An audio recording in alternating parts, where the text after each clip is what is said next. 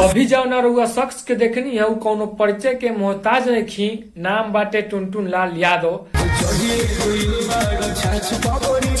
जौन की भैंस चरावत नजर आ रहल बानी। रउआ सभे के हम बता दें कि भैंस चरावली मतलब हकीकत बा, एमे कोनो दिखावा नहीं खे, झूठ बात नहीं खे कि मतलब वीडियो शूट होता।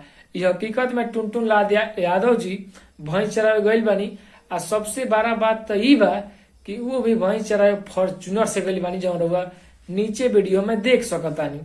हम बहुत लोग साइकिल से भैंस चरावे जा सकता, पैदल जा सकता, मोटरसाइकिल से जा सकता, लेकिन आज तक नहीं देखले कि कोई फॉर्चूनर से भैंस चरावे गइल हो। कि कौनो भी काम असंभव के टुनटुन लाल यादव जी संभव बना देवेनी।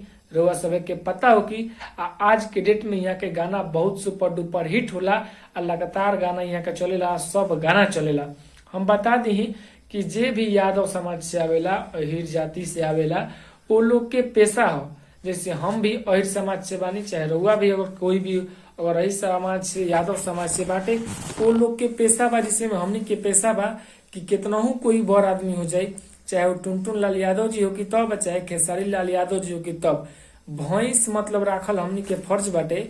आ दूहल पियल मतलब एगो होला ना पेशा, जिसमें ठाकुर लोग के होला कि केस काटे के बाटे, जो वैसे ही हमनियों के मतलब एगो पेशा होला कि हमनी के भैंस राखे के बाटे, भैंस दुहे के बाद, भैंस चरावे के बाद, चाहे हमनी के कितना बड़ा बन जाए सो।